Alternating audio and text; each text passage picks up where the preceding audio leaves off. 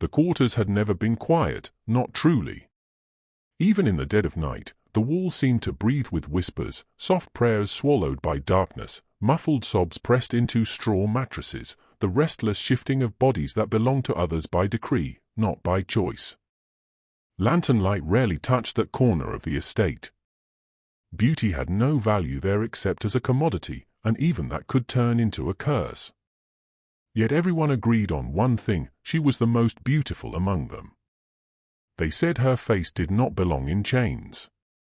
Her skin held a glow that refused to dull beneath the grime of labor, and her eyes, those deep, watchful eyes, seemed to gather secrets the way others gathered scraps of bread.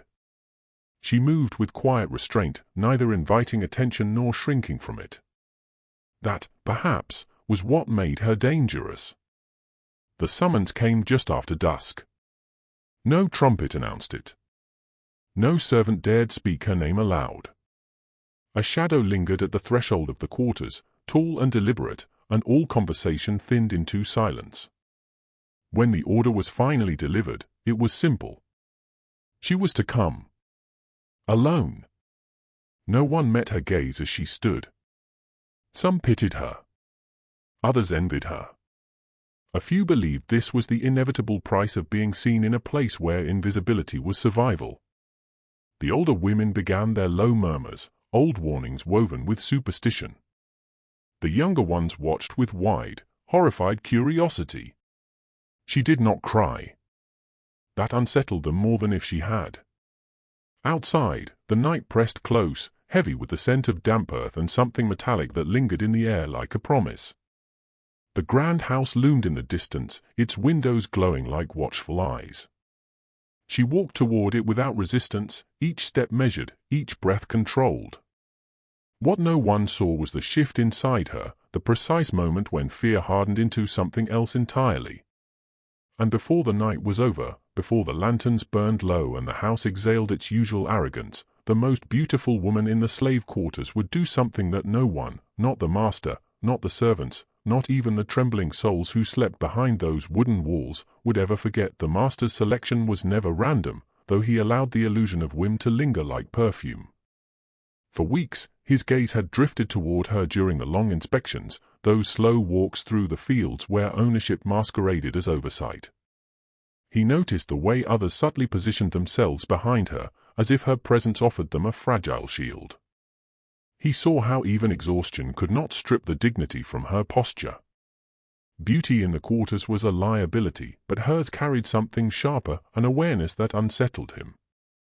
It was not merely her face that drew attention, it was the way she seemed to understand the room before entering it.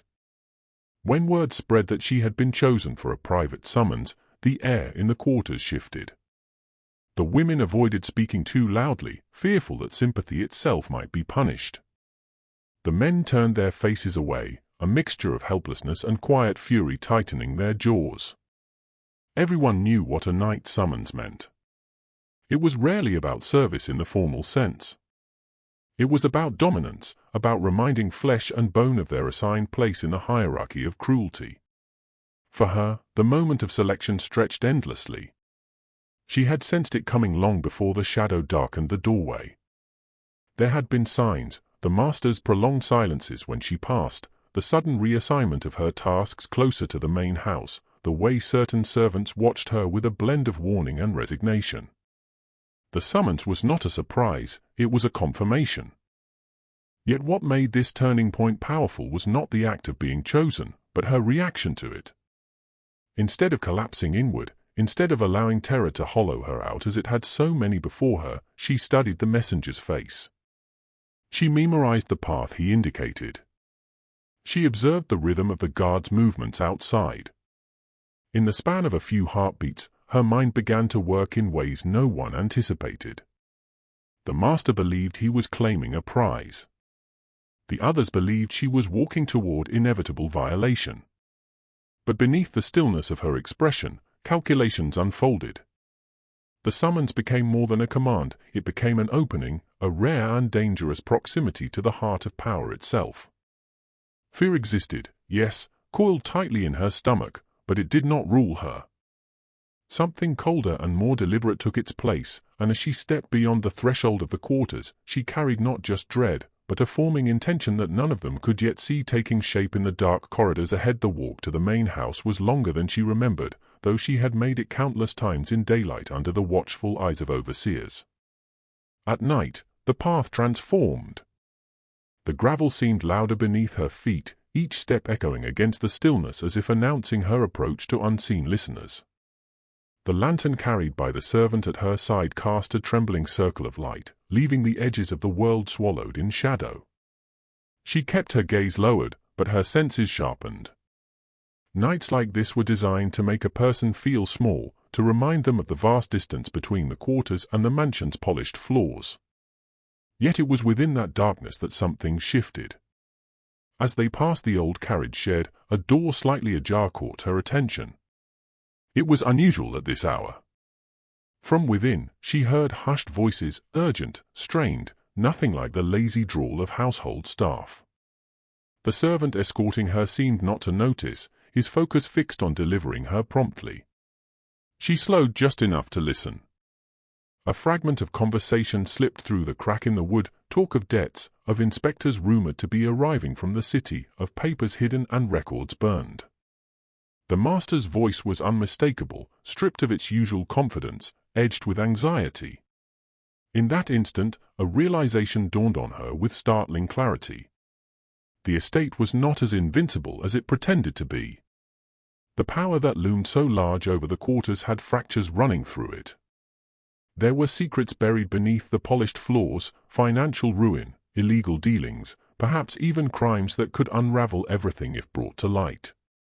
The master's summons was not just an act of indulgence, it was a performance of control at a moment when his control elsewhere was slipping.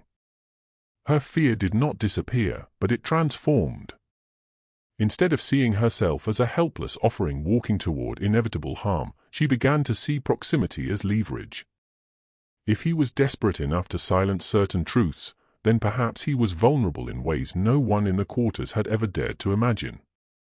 Her mind raced, piecing together small observations from the past months, the sudden sale of livestock, the arguments she overheard between the master and his accountant, the increased patrols along the property line. It formed a pattern now, one that suggested instability. When they resumed walking, she carried this knowledge like a hidden blade. She understood that what awaited her upstairs was still dangerous, still cruel. But she also understood something new. The man who believed he owned her night was not untouchable. He was afraid. And fear, she knew, could be manipulated. By the time the grand doors opened and warm light spilled over her face, she was no longer merely bracing herself for survival. She was considering possibility, measuring the distance between submission and strategy, recognizing that the truth she had overheard might be the first crack in a fortress that had seemed unbreakable for generations. The room prepared for her arrival was suffocating in its elegance. Heavy curtains swallowed the night, sealing the chamber in a hush broken only by the faint ticking of a brass clock on the mantel. A fire burned low, casting restless shadows against the walls adorned with portraits of stern-faced ancestors, men who had built their legacy on the backs of those who could not protest. The master stood near the window, a glass trembling slightly in his hand despite the controlled posture he attempted to maintain. He dismissed the servant with a flick of his wrist, and the door shut with a decisive click that echoed far louder than it should have. She remained still, neither defiant nor submissive in appearance, simply present. He began with the familiar tone of authority, reminding her, unnecessarily, of her place, of the privilege he claimed to bestow by summoning her. His words rolled across the room like rehearsed lines in a cruel play. Yet beneath the surface bravado, she detected the strain she had overheard earlier. His gaze lingered too long, searching not just her beauty but her reaction, as though he needed affirmation of his power more than he needed her compliance. That was when she made the choice no one anticipated. Instead of shrinking or pleading, she stepped closer, closing the distance he had expected her to fear. Her voice, when she spoke, was low and steady. She mentioned nothing explicitly, only hinted, subtly, at what she had heard near the carriage shed. A question about visitors from the city. A quiet remark about papers that seemed so important they required burning at night. The effect was immediate. His composure faltered, just for a heartbeat, but she saw it. The flicker of alarm. The realization that proximity had given her knowledge she was never meant to possess. He moved toward her, anger flashing as a reflex, but she did not retreat. Instead, she leaned into the moment, allowing him to see that silence could be bought, not with kindness, but with restraint. She did not threaten outright. That would have been foolish. She allowed implication to hang in the air, heavy and undeniable. If anything were to happen to her, if her absence were noticed too sharply, whispers might travel in directions he could not control. She framed it as concern, as loyalty even, but the undercurrent was unmistakable. For the first time that night, the power in the room shifted. He was forced to calculate, just as she had. Weighing risk against impulse. Considering the fragility of his secrets against the convenience of dominance. The clock on the mantel seemed louder now, marking each second of his hesitation. The woman he had summoned to break instead stood before him as an unpredictable variable, her calm more unsettling than rebellion. And in choosing strategy over surrender, she transformed what was meant to be an act of humiliation into a negotiation conducted in glances and half-spoken truths, leaving him to confront the unnerving possibility that the person he believed powerless had just placed him in the most precarious position of all. The silence that followed her measured words did not dissolve, it thickened. The master's anger, once sharp and immediate, receded into something far more calculating. He circled away from her, setting the trembling glass aside as though steadying the room itself. In that subtle retreat, she understood that the balance had shifted beyond mere hesitation.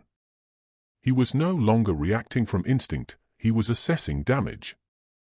The illusion of unquestioned authority had cracked, and now he had to decide whether to seal it quietly or risk it splintering further. What neither of them anticipated was how fragile the concealment truly was. A sudden knock struck the door, 3 firm raps that carried urgency rather than deference. The master stiffened. He had ordered no interruptions. Before he could respond, the door opened just enough for the head servant to step inside, pale and visibly shaken. There were riders at the front gate, he whispered. Officials from the city. They bore sealed documents and demanded immediate audience. The master's face drained of color so swiftly it seemed to erase years from him.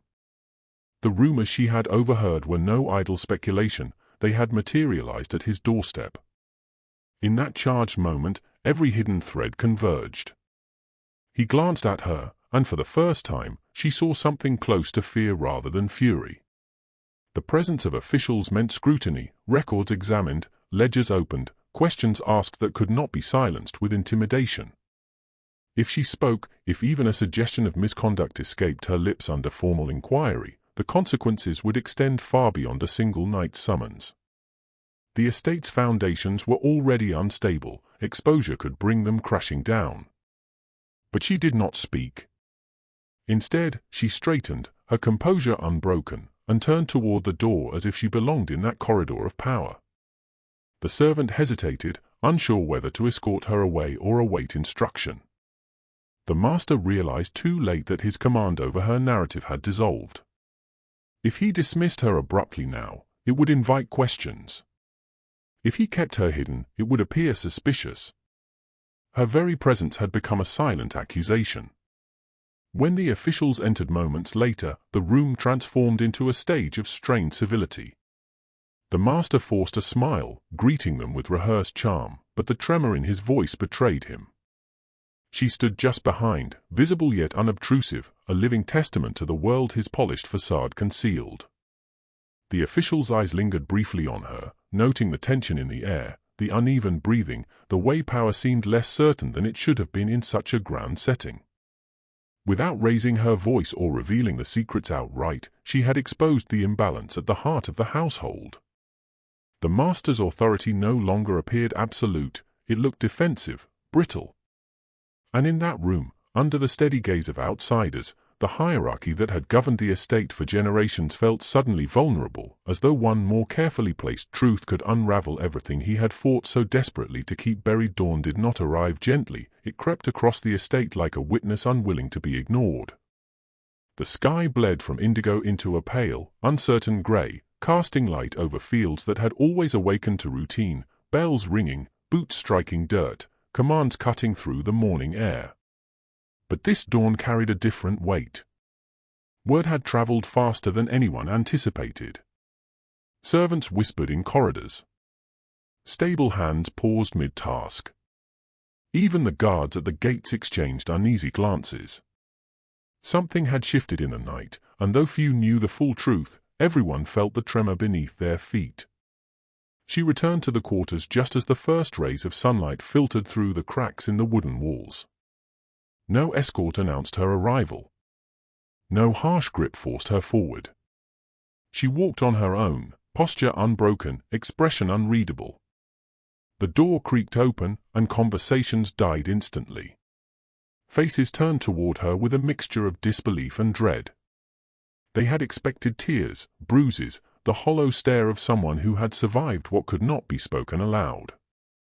Instead, they saw calm. Not the fragile calm of denial, but something steadier, something deliberate. Behind her, the grand house was in disarray. The officials had not left before dawn. Lamps still burned in upper windows, silhouettes moving back and forth in restless agitation. The master's voice, once commanding and absolute, had risen and fallen through the night in tones no one had ever heard from him before, pleading, defensive, strained. Records were being examined. Doors once kept locked were being opened. The illusion of control had thinned to transparency. Within the quarters, realization began to dawn alongside the light. She had not been broken. She had not disappeared. And more than that, she carried herself as though the night had not consumed her but had instead armed her. No proclamations were made. She did not recount every detail of what transpired. She did not need to. The evidence stood in the unsettled estate, in the master's shaken authority, in the way overseers barked orders with less conviction than usual. By midday, small changes rippled outward. Tasks were reassigned with unusual care. Punishments, once swift and brutal, were delayed or softened under the watchful presence of officials who lingered longer than expected. The master avoided the fields entirely. His absence spoke louder than any decree. Fear had not vanished from the quarters, it rarely did, but it had been joined by something new, possibility. Her name began to circulate in hushed tones, not as a cautionary tale but as a symbol of something unspoken yet powerful. Some called her reckless. Others called her brave.